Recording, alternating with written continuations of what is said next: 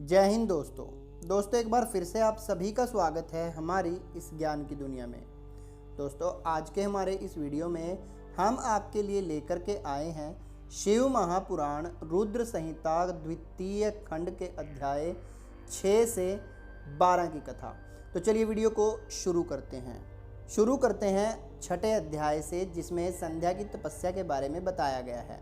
ब्रह्मा जी बोले, हे महाप्रज्ञ नारद, तपस्या की विधि बताकर जब वशिष्ठ जी चले गए तब संध्या आसन लगाकर कठोर तप शुरू करने लगी। वशिष्ठ जी द्वारा बताई गई विधान एवं मंत्र द्वारा संध्या ने भगवान शिव की आराधना करनी आरंभ कर दी। उसने अपना मन शिव शक्ति में लगा दिया और एकाग्र होकर तपस्या में मग्न हो गई। तपस्या करते करते 4 युग बीत गए। तब भगवान शिव प्रसन्न हुए और संध्या को अपने स्वरूप के दर्शन दिए, जिसका चिंतन संध्या द्वारा किया गया था। भगवान का मुख प्रसन्न था, उनके स्वरूप से शांति बरस रही थी। संध्या के मन में विचार आया कि मैं भगवान की स्तुति कैसे करूं। इसी सोच में संध्या ने नेत्र बंद कर लिए। भगवान शिव ने संध्या के हृदय में प्रवेश कर उसे दिव्य ज्ञान दिया, साथ ही दिव्य वाणी और दृष्टि प्रदान की। संध्या ने प्रसन्न मन से भगवान शिव की स्तुति की। संध्या बोली, हे निराकार परम ज्ञानी लोक सृष्टा भगवान शिव, मैं आपको नमस्कार करती हूँ, जो शांत, निर्मल, निर्विकार और ज्ञान के स्रोत हैं, जो प्रकाश को प्रकाशित करते हैं। उन भगवान शिव को मैं प्रणाम करती हूँ, जिनका रूप अद्वितीय, शुद्ध, माया रहित, प्रकाशमान, सच्चिदानंदमय, नित्यानंदमय, सत्य, ऐश्वर्य से युक्त तथा लक्ष्मी और सुख वाला है। उन परमपिता परमेश्वर को मेरा नमस्कार है, जो सत्व प्रधान, ध्यान योग्य, आत्मस्वरूप, सारभूत, सबको पार लगाने वाले तथा परम पवित्र हैं। उन प्रभु को मेरा प्रणाम है। भगवान शिव आपका स्वरूप शुद्ध, मनोहर, रत्नमय आभूषणों से अलंकृत एवं कपूर के समान है। आपके हाथों में डमरू, रुद्राक्ष और त्रिशूल शोभा पाते हैं। आपके इस दिव्य चिंतन सगुण साकार रूप को मैं नमस्कार करती हूँ। आकाश, पृथ्वी, दिशाएं, जल, तेज और काल सभी आपके रूप हैं। हे प्रभु, आप ही ब्रह्मा के रूप में जगत की सृष्टि, विष्णु के रूप में संसार का पालन करते हैं। आप ही रुद्र रूप धरकर संहार करते हैं, जिसके चरणों से पृथ्वी तथा अन्य शरीर से सारी दिशाएं, सूर्य, चंद्रमा एवं अन्य देवता प्रकट हुए हैं। जिनकी नाभि से अंतरिक्ष का निर्माण हुआ है, वे ही सद ब्रह्म तथा पर ब्रह्म हैं। आपसे ही सारे जगत की उत्पत्ति हुई है, जिनके स्वरूप और गुणों का वर्णन स्वयं ब्रह्मा विष्णु भी नहीं कर सकते। भला उन त्रिलोकीनाथ भगवान शिव की स्तुति मैं कैसे कर सकती हूँ? मैं एक अज्ञानी और मूर्ख स्त्री हूँ। मैं किस तरह आपको पूजूं कि आप मुझ पर प्रसन्न हों? हे प्रभु, मैं बारंबार आपको नमस्कार करती हूँ। ब्रह्मा जी बोले, नारद, संध्या द्वारा कहे गए वचनों से भगवान शिव बहुत प्रसन्न हुए। उसकी स्तुति ने उन्हें द्रवित कर दिया। भगवान शिव बोले, हे देवी, मैं तुम्हारी तपस्या से बहुत प्रसन्न हूँ, अतः तुम्हारी जो इच्छा हो वह वर मांगो। तुम्हारी इच्छा मैं अवश्य पूर्ण करूँगा। भगवान शिव के ये वचन सुनकर संध्या सुखी से उन्हें बार बार प्रणाम करती हुई बोली, हे महेश्वर, यदि आप मुझ पर प्रसन्न होकर कोई वर देना चाहते हैं और यदि मैं आपने पूर्व पापों से शुद्ध हो गई हूँ, तो हे महेश्वर, हे देवेश, आप मुझे वरदान दीजिए कि आकाश, पृथ्वी और किसी भी स्थान में रहने वाले जो भी प्राणी इस संसार में जन्म लें, वे जन्म लेते ही काम भाव से युक्त न हो जाएं। हे प्रभु, मेरे पति सुहृदय और मित्र के समान हों और अधिक कामी न हों। उनके अलावा जो भी मनुष्य मुझे सकाम भाव से देखे, वह पुरुष तत्वहीन अर्थात नपुंसक हो जाए। हे प्रभु, मुझे यह वरदान भी दीजिए कि मेरे समान विख्यात और परम तपस्विनी तीनों लोकों में और कोई न हो।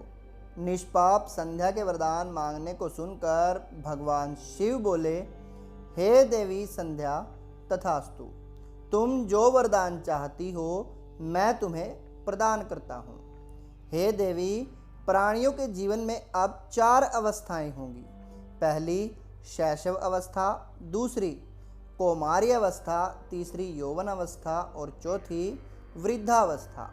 तीसरी अवस्था यानी कि यौवनावस्था में ही मनुष्य सकाम होगा। कहीं कहीं दूसरी अवस्था के अंत में भी प्राणी सकाम हो सकते हैं। तुम्हारी तपस्या से प्रसन्न होकर ही मैंने यह मर्यादा निर्धारित की है। तुम परम सती होगी और तुम्हारे पति के अतिरिक्त जो भी मनुष्य तुम्हें सकाम भाव से देखेगा वह तुरंत पुरुष तत्वहीन हो जाएगा। तुम्हारा पति महान तपस्वी होगा जो कि 7 कल्पों तक जीवित रहेगा। इस प्रकार मैंने तुम्हारे द्वारा मांगे गए दोनों वरदान तुम्हें प्रदान कर दिए हैं। अब मैं तुम्हें तीसरी प्रतिज्ञा को पूर्ण करने का साधन बताता हूँ। तुमने अग्नि में अपना शरीर त्यागने की प्रतिज्ञा की थी। मुनिवर, मेधा तिथि का एक यज्ञ चल रहा है जो कि 12 वर्ष तक चलेगा। उसमें अग्नि बड़े जोरों से जल रही है। तुम उसी अग्नि में अपना शरीर त्याग दो। चंद्रभागा नदी के तट पर ही तपस्वियों का आश्रम है जहाँ महायज्ञ हो रहा है। तुम उसी अग्नि से प्रकट होकर मेधा तिथि की पुत्री होगी। अपने मन में जिस पुरुष की इच्छा करके तुम शरीर त्यागोगी वही पुरुष तुम्हें पति रूप में प्राप्त होगा। संध्या जब तुम इस पर्वत पर तपस्या कर रही थी तब त्रेता युग में प्रजापति दक्ष की बहुत सी कन्याएं हुई। उनमें से 27 कन्याओं का विवाह उन्होंने चंद्रमा से कर दिया। चंद्रमा उन सबको छोड़कर केवल रोहिणी से प्रेम करते थे। तब दक्ष ने क्रोधित होकर उन्हें शाप दे दिया। चंद्रमा को शाप से मुक्त कराने के लिए उन्होंने चंद्रभागा नदी की रचना की। उसी समय मेधा तिथि यहाँ उपस्थित हुए थे। उनके समान कोई तपस्वी न है न होगा। उन्हीं का ज्योतिष्टोम नामक यज्ञ चल रहा है जिसमें अग्निदेव प्रज्वलित हैं। तुम उसी आग में अपना शरीर डालकर पवित्र हो जाओ और अपनी प्रतिज्ञा पूरी करो। इस प्रकार उपदेश देकर भगवान शिव वहाँ से अंतर्ध्यान हो गए। तो दोस्तों, यहाँ पर समाप्त होता है 6ठा अध्याय और शुरू होता है अध्याय 7वां, जिसमें संध्या की आत्माहुति के बारे में बताया गया है। ब्रह्मा जी कहते हैं, नारद, जब भगवान शिव देवी संध्या को वरदान देकर वहाँ से अंतर्ध्यान हो गए तब संध्या उस स्थान पर गई जहाँ पर मुनि मेधा तिथि यज्ञ कर रहे थे। उन्होंने अपने हृदय में तेजस्वी ब्रह्मचारी वशिष्ठ जी का स्मरण किया तथा उन्हीं को पति रूप में पाने की इच्छा लेकर संध्या महायज्ञ की प्रज्वलित अग्नि में कूद गई। अग्नि में उनका शरीर जलकर सूर्यमंडल में प्रवेश कर गया। तब सूर्य ने पितरों और देवताओं की तृप्ति के लिए उसे 2 भागों में बांटकर रथ में स्थापित कर लिया। उसके शरीर का ऊपरी भाग प्रातः संध्या हुआ और शेष भाग साय संध्या हुआ। साय संध्या से पितरों को संतुष्टि मिलती है। सूर्योदय से पूर्व जब आकाश में लाली छाई होती है अर्थात अरुणोदय होता है, उस समय देवताओं का पूजन करें। फिर समय लाल कमल के समान सूर्य अस्त होता है अर्थात डूबता है, उस समय पितरों का पूजन करना चाहिए। भगवान शिव ने संध्या के प्राणों को दिव्य शरीर प्रदान कर दिया। जब मेधा तिथि मुनि का यज्ञ समाप्त हुआ तब उन्होंने एक कन्या को, जिसकी कांति सोने के समान थी, अग्नि में पड़े देखा। उसे मुनि ने भली प्रकार स्नान कराया और अपनी गोद में बैठा लिया। उन्होंने उसका नाम अरुंधति रखा। यज्ञ के निर्विघ्न समाप्त होने और पुत्री प्राप्त होने के कारण मेधा तिथि मुनि बहुत प्रसन्न थे। उन्होंने अरुंधति का पालन आश्रम में ही किया। वह धीरे धीरे उसी चंद्रभागा नदी के तट पर रहते हुए बड़ी होने लगी। जब वह विवाह योग्य हुई तो हम त्रिदेव ब्रह्मा, विष्णु और महेश ने मेधा मुनि से बात कर उसका विवाह मुनि वशिष्ठ से करा दिया। मुने मेधा तिथि की पुत्री महासाध्वी अरुंधति अति पतिव्रता थी। वह मुनि वशिष्ठ को पति रूप में पाकर बहुत प्रसन्न थी। वह उनके साथ रमण करने लगी। उससे शक्ति आदि शुभ एवं श्रेष्ठ पुत्र उत्पन्न हुए। हे नारद, इस प्रकार मैंने तुम्हें परम पवित्र देवी संध्या का चरित्र सुनाया। यह समस्त अभीष्ट फलों को देने वाला है। यह परम पालन और दिव्य है। जो स्त्री पुरुष इस शुभ व्रत का पालन करते हैं उनकी सभी कामनाएं पूरी होती हैं। तो दोस्तों, यहाँ पर समाप्त होता है अध्याय 7 और शुरू होता है 8वां अध्याय, जिसमें ब्रह्मदेव ने काम की हार के बारे में बताया है। तो सूत जी बोले, हे ऋषियों, जब इस प्रकार प्रजापति ब्रह्मा ने कहा तब उनके वचनों को सुनकर नारद जी आनंदित होकर बोले, हे ब्राह्मण, मैं आपको बहुत धन्यवाद देता हूँ कि आपने इस दिव्य कथा को मुझे सुनाया है। हे प्रभु, अब आप मुझे संध्या के विषय में और बताइए कि विवाह के बाद उन्होंने क्या किया, क्या उन्होंने दोबारा तप किया या नहीं। सूत जी बोले, इस प्रकार नारद जी ने ब्रह्मा जी से पूछा। उन्होंने यह भी पूछा कि जब कामदेव रति के साथ विवाह करके वहाँ से चले गए और दक्ष आदि सभी मुनि वहाँ से चले गए, संध्या भी तपस्या के लिए वहाँ से चली गई, तब वहाँ पर क्या हुआ। ब्रह्मा जी बोले, हे श्रेष्ठ नारद, तुम भगवान शिव के परम भक्त हो, तुम उनकी लीला को अच्छी प्रकार जानते हो। पूर्व काल में जब मैं मोह में फंस गया था तब भगवान शिव ने मेरा मजाक उड़ाया, तब मुझे बड़ा दुख हुआ। मैं भगवान शिव से ईर्ष्या करने लगा। मैं दक्ष मुनि के यहाँ गया, देवी रति और कामदेव भी वहीं थे। मैंने उन्हें बताया कि शिव ने किस प्रकार मेरा मजाक उड़ाया था। मैंने पुत्रों से कहा कि तुम मेरा प्रयत्न करो जिससे महादेव शिव किसी कामनीय कांति वाली स्त्री से विवाह कर लें। मैंने प्रभु शिव को मोहित करने के लिए कामदेव और रति को तैयार किया। कामदेव ने मेरी आज्ञा को मान लिया। कामदेव बोले, हे ब्रह्मा जी, मेरा अस्त्र तो सुंदर स्त्री ही है, अतः आप भगवान शिव के लिए किसी परम सुंदरी की सृष्टि कीजिए। यह सुनकर मैं चिंता में पड़ गया। मेरे तेज सांसों से पुष्पों से सजे बसंत का आरंभ हुआ। बसंत और मल्यानल ने कामदेव की सहायता की। उनके साथ कामदेव ने शिवजी को मोहने की चेष्टा की पर सफल नहीं हुए। मैंने मरुत गणों के साथ पुनः उन्हें शिवजी के पास भेजा। बहुत प्रयत्न करने पर भी वे सफल नहीं हो पाए।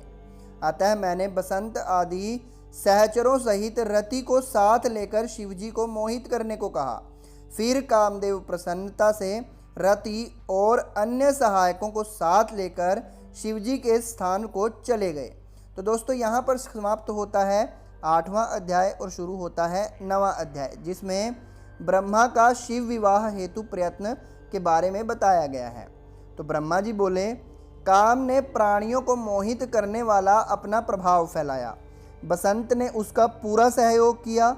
रति के साथ कामदेव ने शिवजी को मोहित करने के लिए अनेक प्रकार के यत्न किए। इसके फलस्वरूप सभी जीव और प्राणी मोहित हो गए।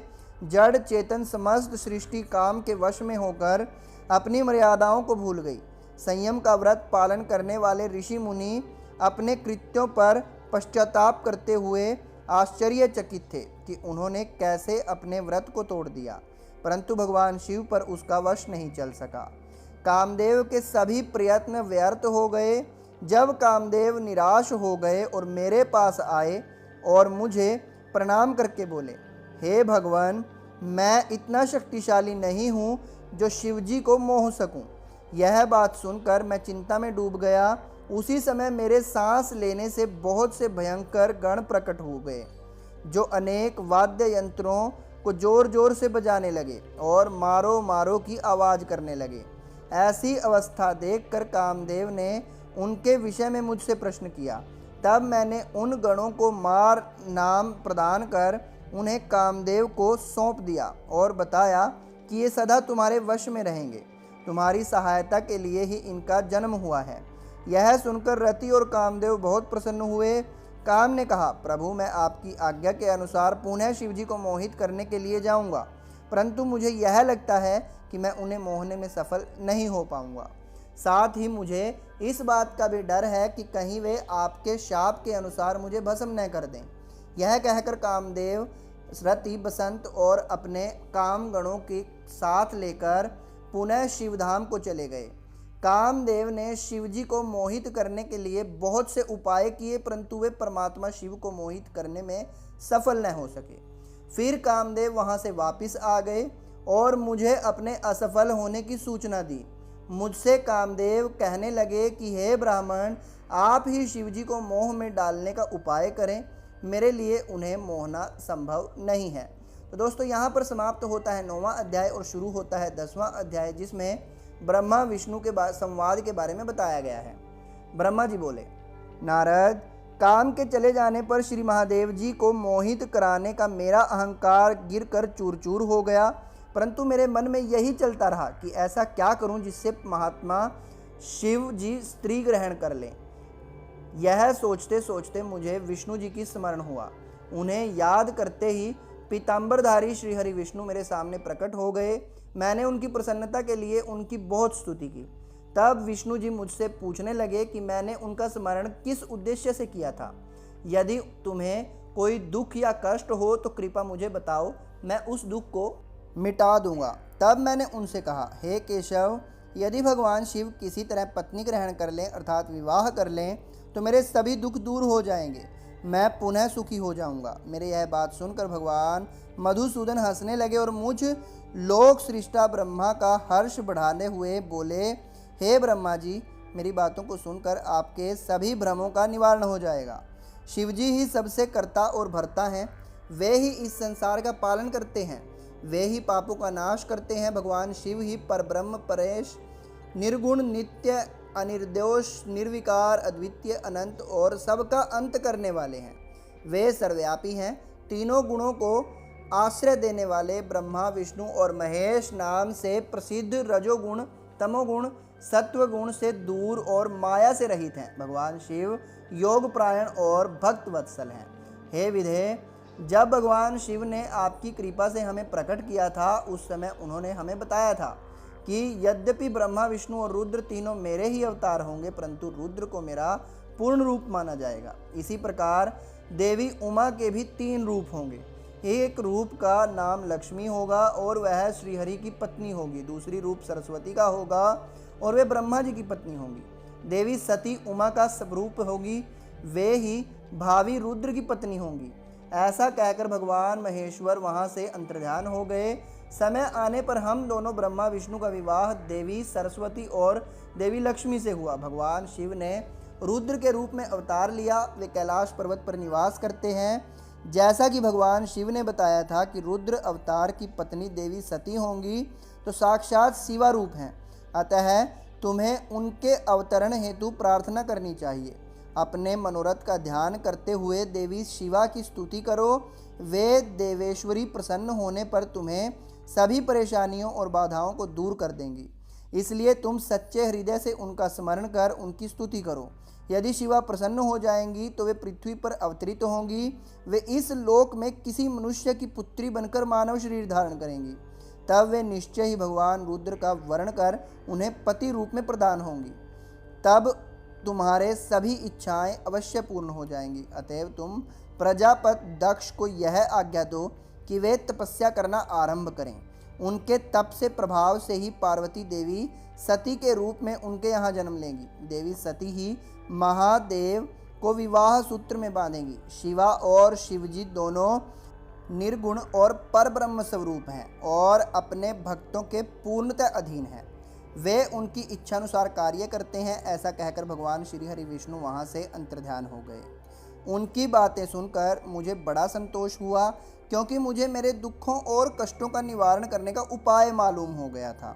तो दोस्तों यहाँ पर समाप्त होता है 10वां अध्याय और शुरू होता है 11वां अध्याय, जिसमें ब्रह्मा जी की काली देवी से प्रार्थना के बारे में बताया गया है। नारद जी बोले, पूज्य पिताजी, विष्णु जी के वहाँ से चले जाने पर क्या हुआ? ब्रह्मा जी कहने लगे कि जब भगवान विष्णु वहाँ से चले गए तो मैं देवी दुर्गा का स्मरण करने लगा और उनकी स्तुति करने लगा। मैंने माँ जगदम्बा से यही प्रार्थना की कि वे मेरा मनोरथ पूर्ण करें। वे पृथ्वी पर अवतरित होकर भगवान शिव का वर्ण कर उन्हें विवाह बंधन में बांधें। मेरी अनन्य भक्ति स्तुति से प्रसन्न हो योग निद्रा चामुंडा मेरे सामने प्रकट हुई। उनकी कज्जल सी कांति, रूप सुंदर और दिव्य था। वे 4 भुजाओं वाले शेर पर बैठी थी। उन्हें सामने देख मैंने उनको अत्यंत नम्रता से प्रणाम किया और उनकी पूजा उपासना की। तब मैंने उन्हें बताया कि देवी भगवान शिव रुद्र रूप में कैलाश पर्वत पर निवास कर रहे हैं। वे समाधि लगाकर तपस्या में लीन हैं। वे पूर्ण योगी हैं। भगवान रुद्र ब्रह्मचारी हैं और वे गृहस्थ जीवन में प्रवेश नहीं करना चाहते। वे विवाह नहीं करना चाहते, अतः आप उन्हें मोहित कर उनकी पत्नी बनना स्वीकार करें। हे देवी, स्त्री के कारण ही भगवान शिव ने मेरा मजाक उड़ाया है और मेरी नींद उड़ी है, इसलिए मैं भी उन्हें स्त्री के लिए आसक्त देखना चाहता हूँ। देवी, आपके अलावा कोई भी इतना शक्तिशाली नहीं है कि वह भगवान शंकर को मोह में डाले। मेरा आपसे अनुरोध है कि आप प्रजापति दक्ष के यहाँ उनकी कन्या के रूप में जन्म लें और भगवान शिव का वर्ण कर उन्हें गृहस्थ आश्रम में प्रवेश कराएं। देवी चामुंडा बोली, हे ब्रह्मा, भगवान शिव तो परम योगी हैं, भला उनको मोहित करके तुम्हें क्या लाभ होगा? इसके लिए तुम मुझसे क्या चाहते हो? मैं तो हमेशा ही उनकी दासी हूँ। उन्होंने अपने भक्तों का उद्धार करने के लिए ही रुद्र अवतार धारण किया है। यह कहकर वे शिव जी का स्मरण करने लगी। फिर वे कहने लगी कि वह तो सच है कि कोई भगवान शिव को मोह माया में बंधनों में नहीं बांध सकता। इस संसार में कोई भी शिव जी को मोहित नहीं कर सकता। मुझ में भी इतनी शक्ति नहीं है कि उन्हें उनके कर्तव्य पथ से विमुख कर सकूं। फिर भी आपकी प्रार्थना से प्रसन्न होकर मैं इसका प्रयत्न करूंगी, जिससे भगवान शिव मोहित होकर विवाह कर लें। मैं सती रूप धारण कर पृथ्वी पर अवतरित होंगी। यह कहकर देवी वहां से अंतर्ध्यान हो गई। तो दोस्तों, यहाँ पर समाप्त होता है 11वां अध्याय और शुरू होता है 12वां अध्याय, जिसमें दक्ष की तपस्या के बारे में बताया गया है। तो चलिए आगे शुरू करते हैं। तो नारद जी ने पूछा, हे ब्रह्मा जी, उत्तम व्रत का पालन करने वाले प्रजापति दक्ष ने तपस्या करके देवी से कौन सा वरदान प्राप्त किया और वे किस प्रकार दक्ष की कन्या के रूप में जन्मी? ब्रह्मा जी बोले, हे नारद, मेरी आज्ञा पाकर प्रजापति दक्ष क्षीर सागर में उत्तरी तट पर चले गए। वे उसी तट पर बैठकर देवी उमा को अपनी पुत्री के रूप में प्राप्त करने के लिए उन्हें हृदय से स्मरण करते हुए तपस्या करने लगे। मन को एकाग्र कर प्रजापति दक्ष दृढ़ता से कठोर व्रत का पालन करने लगे। उन्होंने 3000 दिव्य वर्षों तक घोर तपस्या की। वे केवल जल और हवा ही ग्रहण करते थे। तत्पश्चात देवी जगदम्बा ने उन्हें प्रत्यक्ष दर्शन दिए। कालिका देवी अपने सिंह पर विराजमान थी। उनकी श्यामल कांति व मुख अत्यंत मोहक था। उनकी 4 भुजाएं थी। वे एक हाथ में वरद, दूसरे में अभय, तीसरे में नीलकमल और चौथे हाथ में खड्ग धारण किए हुए थी। उनके दोनों नेत्र लाल थे और केश लंबे व खुले हुए थे। देवी का स्वरूप बहुत ही मनोहारी था। उत्तम आभा से प्रकाशित देवी को दक्ष और उनकी पत्नी ने श्रद्धापूर्वक नमस्कार किया। उन्होंने देवी को श्रद्धा भाव से स्तुति की। दक्ष बोले, हे जगदम्बा, भवानी, कालिका, चंडिके, महेश्वरी, मैं आपको नमस्कार करता हूँ। मैं आपका बहुत आभारी हूँ जो आपने मुझे दर्शन दिए हैं। हे देवी, मुझ पर प्रसन्न होइए। ब्रह्मा जी ने कहा, हे नारद, देवी जगदम्बा ने स्वयं ही दक्ष के मन की इच्छा जान ली थी। वे बोली, दक्ष, मैं तुम्हारी तपस्या से बहुत प्रसन्न हूँ। तुम अपने मन की इच्छा मुझे बताओ, मैं तुम्हारे सभी दुखों को अवश्य दूर करूँगी। तुम अपनी इच्छा अनुसार वरदान मांग सकते हो। जगदम्बा की यह बात सुनकर प्रजापति दक्ष बहुत प्रसन्न हुए और देवी को प्रणाम करने लगे। तब वे बोले, हे देवी, आप धन्य हैं। आप ही प्रसन्न होने पर मनोवांछित फल देने वाली हैं। हे देवी, यदि आप मुझ पर कुछ प्रसन्न होकर देना चाहती हैं तो मेरी बात ध्यानपूर्वक सुने और मेरी इच्छा पूर्ण करें। हे जगदम्बा, मेरे स्वामी शिव ने रुद्र अवतार धारण किया है, परंतु अब तक आपने कोई अवतार धारण नहीं किया है।